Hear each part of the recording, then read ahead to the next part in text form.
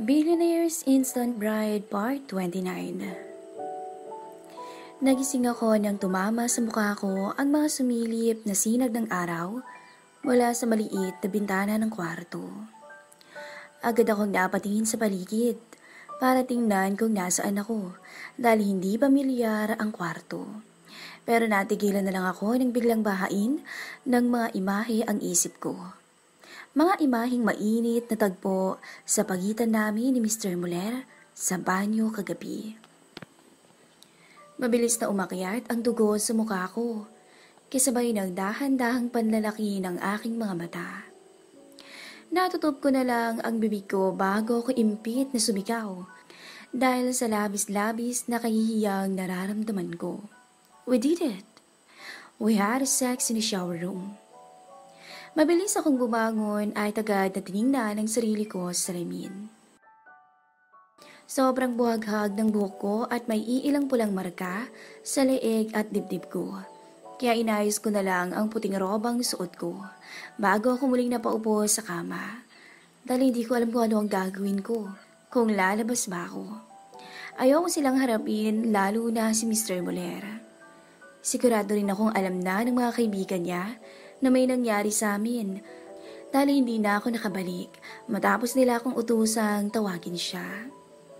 Ilang sandali pa ay nakarinig ako ng yabag ng mga paa na papalapit sa kinaroroonan ko. Kaya mabilis akong nagtalokbong ng kumot at nagkunwaring tulog.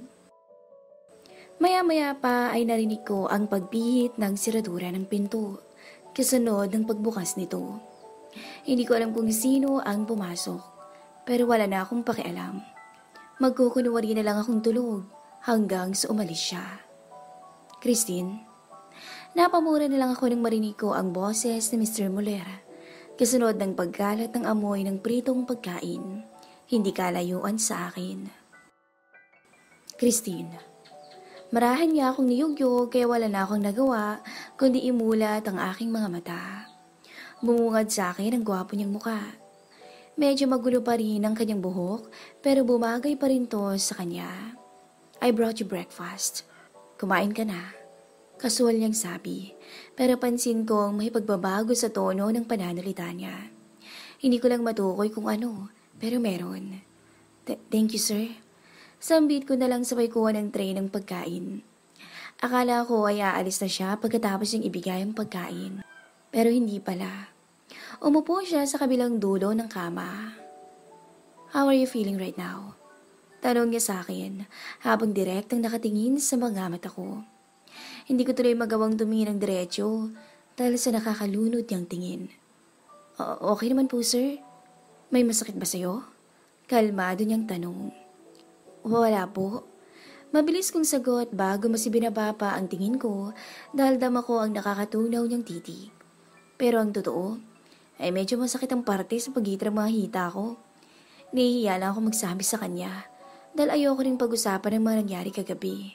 Ewan ko, basta ayoko lang. May kung anong pumipigil sa akin. About last night. Napamura na lang ako nang marinig ko mula sa bibig niya yun. Hindi nga ako handa na pag-usapan yun. Sir? Huwag na lang po natin pag-usapan. Sambit ko sa kanya at pilit ng umiti. Mas makakabuti po na, no, we should talk about it. Putol niya sa sinasabi ko. I have to make sure that things are clear between us. Dagdag niya. At ewan ko ba pero parang hindi ko gusto ang tono ng pananalita niya. Na kahit hindi pa niya sinasabi, ay nakikita ko na ang kahahantungan ng usapan namin. No feelings were involved in that sex. Sambit niya habang nakatingin ng diretso sa akin. Hindi man lang siya nautal o kahit man lang nagdalawang isip na sabihin ang mga salitang yun.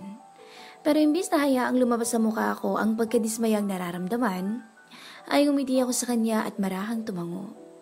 Okay sir, don't worry. Ayun din sanang sasabihin ko sa inyo. Sabi ko nilang kahit ang totoo ay gusto ko siyang sigawan. Gusto kong magalit sa kanya. Dahil sobrang dali lang para sa kanya na sabihin ang bagay na yun. Hindi man lang niya iniisip ang mararamdaman ko. Sana hindi na lang niya yun sinabi. Sana pinaramdam na lang niya sa akin at hinayaan ako mismo ang makaisip na pure sex lang yun at walang kahit na anumang feelings ang involved. Hindi ko rin alam sa sarili ko kung ano yung dahilan ng pagpayag ko, ng pag-aari ko ng katawan ko sa kanya. Siguro'y dala lang din ng impluwensya ng alak. Okay, thank you for clearing things out with me. Anya bago siya tumayo. I'll join the boys now. You should come too. Susunod po ako. Magbibihis lang ako. Nakangiti kong tugon. Pinagmasdan ko siyang umalis ng kwarto. At pagkasara ng pinto, ay doon na nawala ang ngiti sa mga labi ko. Ramdam ko ang bahagyang kirot sa dibdib ko na hindi ko matukoy kung ano ang pinag-uugatan. Hindi ko na lang yun pinansin at itinuon ko na lang ang atensyon ko sa pagkain at nang makalabas na rin ako para lumanghap ng sariwang hangin. Pagkatapos kong kumain ay napilitan na lang akong suotin ang basang two-piece ko dahil hindi pala ako nakapagdala ng extra na damit. Suot-suot ang puting roba ay lumabas ako ng kwarto para hagilapin ang 4 na barako. Looks like someone's really blooming. Nakangising bungad sa akin ni Marco, sabay taas baba ng 2 kilay niya. Flowers bloom best when drizzled. Makahulog ang sabi niya sabay kindat sa akin. Hindi naman ako tanga para hindi maintindihan ang sinabi niya. Agad akong namula, lalo na nang mapansin kong nakatingin sa akin sina Logan at Noah.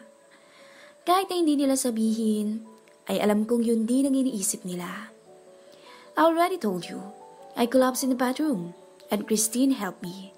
Sabat ni Mr. Muller.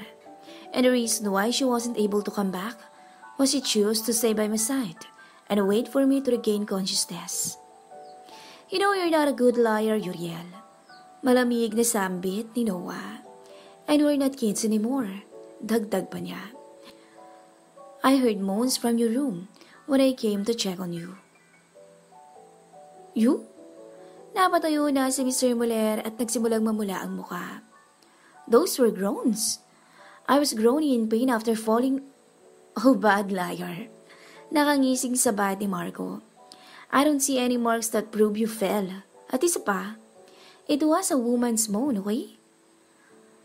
Noah clearly heard a woman's moan. At si Christine lang naman ang babae sayat. Dagdag niya sabay umisi ng matagumpay. Hindi ko alam kung paano sumingit at ipagtanggol ang sarili ko dahil alam kong huli na kami ni Mr. Muller. Magkakatotoo na ba ang timutin?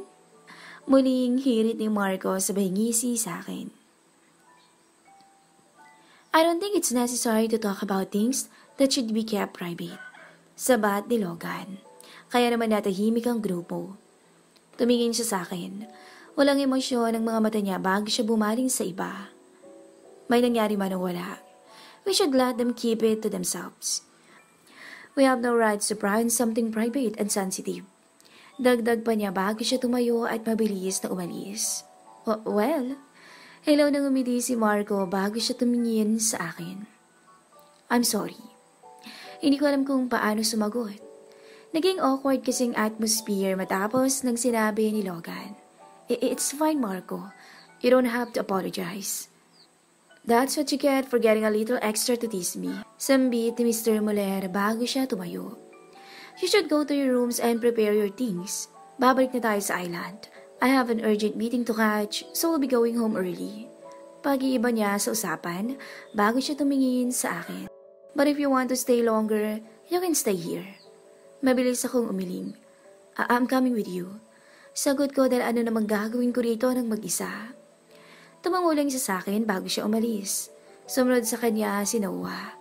At nang kami na lang ni Marco ang natira, ay nagpaalam na rin ako sa kanya na pupunta muna ako sa kwarto ko.